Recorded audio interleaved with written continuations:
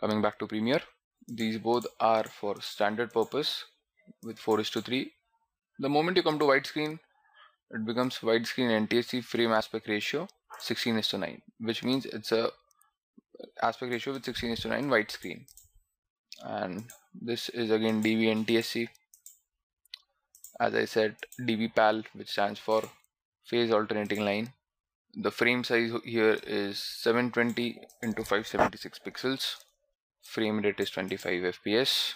Pixel aspect ratio is 1.0940 dv-pal, and as I said, it is for broadcasting purpose. It is low field first, and this is again for 16:9 widescreen dv-pal. Other is DVC Pro 480i. This stands for something with Panasonic camcorder. The time base is 23.976 with video settings of 720 into 480. So now this is for HDV. So what we would basically do is, as our footage which is imported is of 1280 into 720 with 29.97 aspect ratio, 29.97 fps. So I'll quickly create a new sequence with HDV 1280 into 720 25p. So now what here, if you have noticed, is this frame rate is 25 fps. The frame size is 1280 720. That is pretty cool. But now coming to this frame rate, this is 25 fps. But the issue is my original footage is of 29.97 frame rate fps. So I'm not getting the desired frame fps. So now coming to this also, yeah, over here it is 1280 into 720 with frame rate of 29.97 fps. Pixel aspect ratio is square pixels and no fields. It is a progressive scan, which basically means it won't go for broadcasting. And apart from this, we would stick to this as of now. These are for different mobile formats, which you can also create your timeline or sequence according to your. These are for different red cameras, 1080p, 1K, 2K, 3K, 4K, different kinds of timelines for different kind of cameras or different kinds of edits you want to make.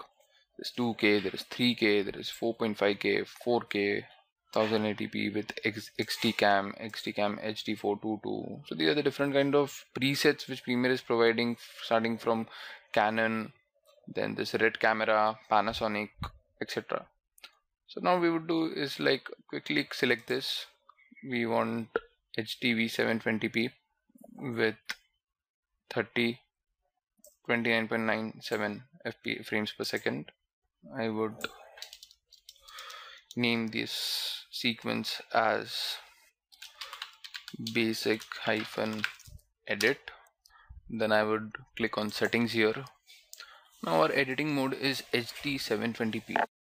Now suppose if we want to change our fps, say we want to make it 25. So please note, if we select here the 25 fps, the video would remain as it is, but our timeline would run on 25 fps. So it would play 25 frames per second, but our video is of 23 frames per second. So this is ideally not a good practice. It should be match with your original time of the footage. Again, here these are the different presets which were here, so you can select any if you want.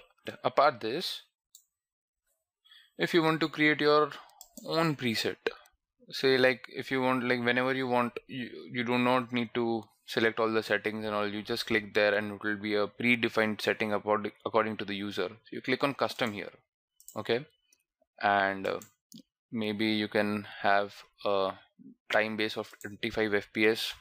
I would like my frame size 1280 into 720 with 16:9 aspect ratio. Yeah, square pixels, no fields, as it's not gonna go for broadcasting. These settings remain the same. These are the different kind of settings, which for audio 44,100, 48,000, 48,200. Yeah, this looks pretty cool, and this is a standard one, 48,000, so I would stick here. these options are generally for your video previews on your program monitor. So yeah, this remains the same, and we would click on save preset. I would like to name this preset as half HD, as it is with a resolution of 1280 into 720 pixels, and would name it as half HD 25 FPS. Yeah, so if you see here, these were the different kind of presets which were provided, and now under custom I have this my own preset, half HD 25 FPS. If you see the description of the preset here, it's editing mode custom, time based 25 FPS, as we had selected 25 frames per second. This is 1280 into 720. The frame size, the pixel aspect remains 2 square pixels, and the field is no fields, progressive scan, it is not for broadcasting. But right now I would like to go for HTV 720p with 30 or 29.97 FPS. So all these settings are fine, and now I would click on, my sequence name would be basic edit, and I would click on OK.